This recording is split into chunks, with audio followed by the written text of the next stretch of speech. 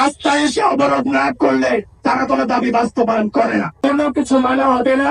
সরকার agent দিয়ে, প্রলোভন দিয়ে, ব্যাকডেট অস্থায়ীকে যদি একবার 39 মাস দিয়েছেন, এটা করোনার সাথে রিলেটেড ছিল, এটা আমাদের স্থায়ী আন্দোলনের সাথে কখনোই রিলেটেড না।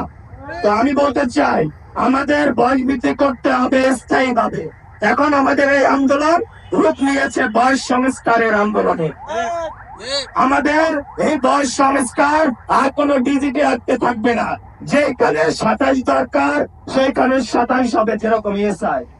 যেখানে 30 দরকার সেইখানে 30 হবে, যেখানে 32 দরকার সেখানে 32 হবে, যেখানে 35 দরকার সেখানে 35 হবে, যেখানে উন্মুক্ত দরকার সেখানে ডেফিনেটলি উন্মুক্ত করতে হবে। তবে সমৃদ্ধির পথে এগিয়ে যেতে দরকার ইস্পাত দৃঢ় ভিত্তি। তাই স্থাপনার স্থায়িত্ব নিশ্চিত করুন সর্বোচ্চ মানের ZSRM broadband. ZSRM, bond to bond. আমরা মনে করছি সর্বসাধারণের জন্য সব দিক বিবেচনা করে এই বয়স সীমা জেনারেলি 35 করে দেওয়া হয়, এবং বিশেষ করে এমটিএসসির জন্য 45-50 উন্মুক্ত করে দেওয়া যেতে পারে, এবং শিক্ষাক্ষেত্র উন্মুক্ত করে দেওয়া হোক, টেকনিক্যাল ক্যাডার উন্মুক্ত করে দেওয়া হোক।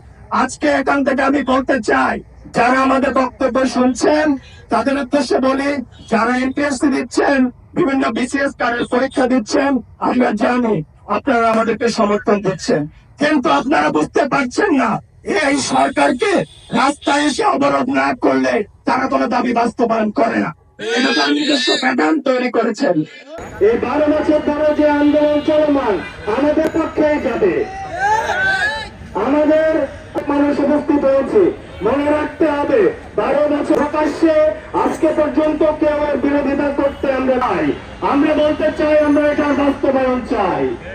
করা হয়, আপনারা বলেন জনদুর্ভোগ করেন, বাস্তবায়ন হচ্ছে না, আমরা এর জবাব চাই।